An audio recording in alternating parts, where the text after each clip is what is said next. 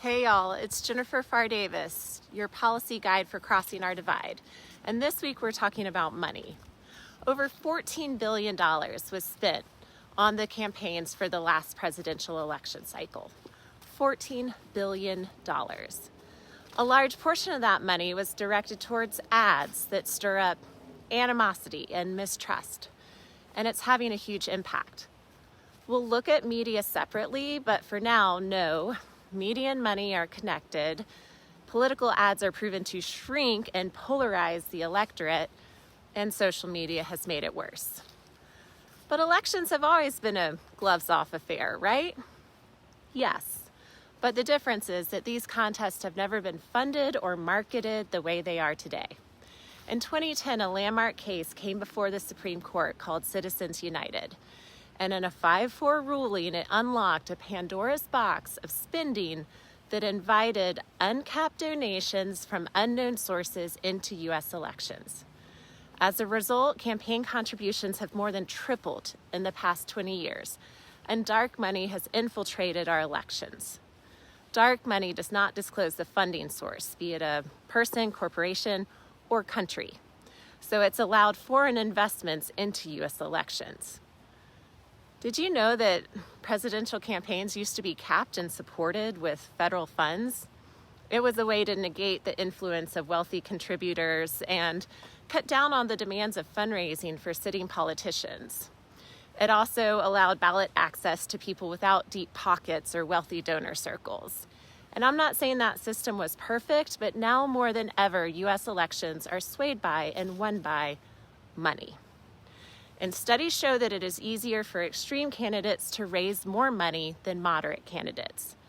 Compromise is effective, but it isn't sexy when it comes to fundraising.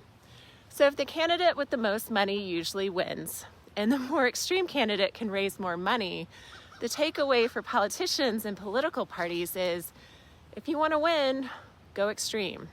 And if you want to stay in office, stay extreme. I mean, a winning strategy means painting the other side as adversarial and undemocratic, if not all-out evil. It's pushing our population farther apart and causing greater dislike and mistrust of the other side. And those who can't stand the negative back and forth tend to disengage, effectively reducing a moderate middle viewpoint and exacerbating extremes.